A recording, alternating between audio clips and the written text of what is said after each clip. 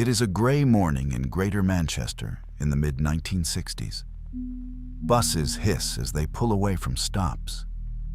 Textile mills and factories release workers into narrow streets lined with brick terraces and corner shops. A newspaper sits folded on a kitchen table. One word is printed in heavy type: Moors. By the time the kettle boils, the name of a stretch of high ground outside the city is already on the radio. Greater Manchester in 1965 runs on routine. Shift changes, school bells, pubs that fill at the same hour every night. The city feels close and compressed. The countryside beyond it feels open and distant. The Pennine Hills rise to the east, visible on clear days, but far enough away to seem separate from daily life. That distance becomes part of the case. In July 1965, police begin searching Saddleworth Moor. Officers move in lines across peat and grass. Reporters stand at the roadside with notebooks and cameras.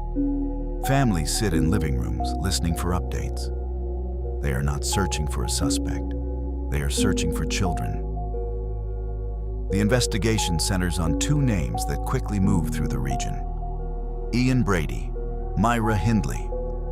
Both are arrested in October 1965 after police discover the body of 17-year-old Edward Evans inside Brady's home in Manchester. But the case does not remain confined to a single house. During questioning, Brady begins to speak about other victims. He tells investigators there are more children. He says their bodies are on the moors. The search widens beyond city streets. Saddleworth Moor is not a small field. It is miles of exposed land. Wind moves across it without obstruction. Paths disappear into grass and peat. Weather shifts quickly, turning clear skies into fog within minutes. Police divide the terrain into grids. Officers and volunteers walk each section repeatedly. They mark maps. They dig where soil appears disturbed.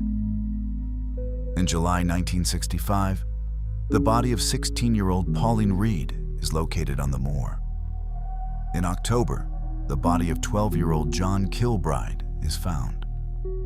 The recovery of remains confirms Brady's statements and deepens public shock. Each discovery reshapes the city. Parents walk children to school who once walked alone. Strangers look longer at each other on buses. The word moors changes meaning.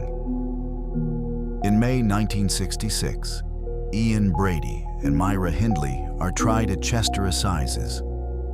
The courtroom fills with journalists and members of the public. Evidence is presented linking them to the unalivings of Edward Evans, Pauline Reed, and John Kilbride.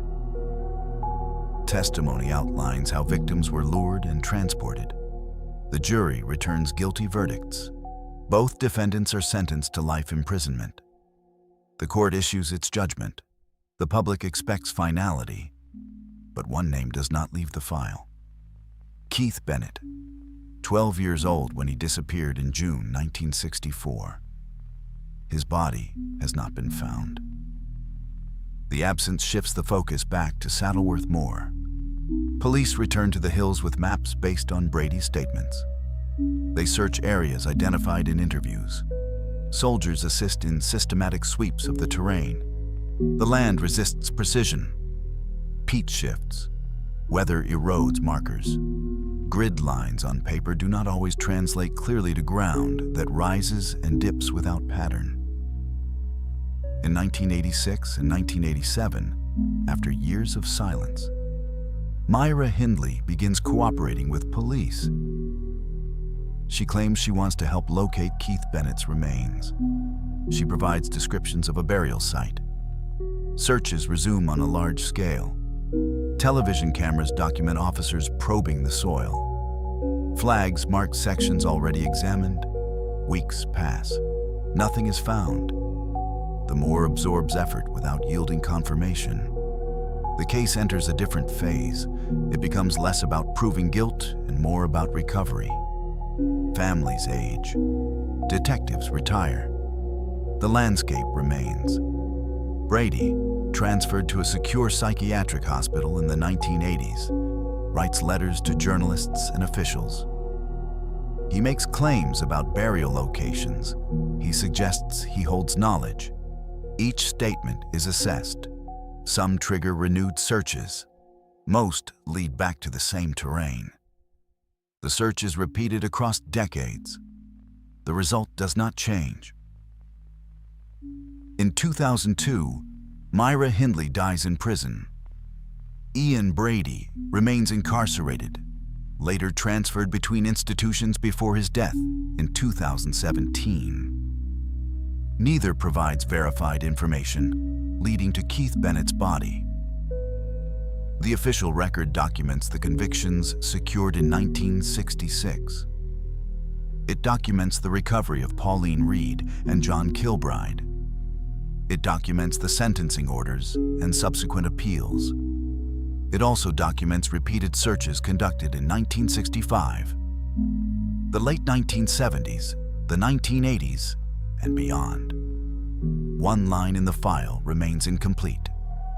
Greater Manchester transforms over time. Mills close. Shopping centers replace older buildings. New housing developments fill former industrial land. Generations grow up who were not alive in 1965. Saddleworth Moor remains largely unchanged. Hikers cross it on marked trails. Wind continues across open ground. Sheep graze near paths where search teams once stood in formation. Keith Bennett's name remains associated with the moor in police archives and public memory. Not located, not recovered. The case becomes part of regional history, cited in discussions about child safety, criminal investigation, and the long reach of unresolved recovery. It is referenced in court transcripts, documentaries, and newspaper retrospectives marking anniversaries. But the essential geography does not move. Manchester's streets continue their rhythm. Morning commutes, evening lights in terrace windows. The everyday patterns of a city that expanded and modernized while carrying an unanswered question from the 1960s. On Saddleworth Moor, there are no visible markers indicating where police once dug. Maps are stored in archives. Search grids exist in records. The land itself holds no sign. What remains is a sequence of confirmed convictions, multiple recovered victims, and one missing location that turned a stretch of high ground into a permanent reference point. A city changed by events that began in ordinary streets. A landscape searched again and again. And a single name that remains written in official records without a final entry.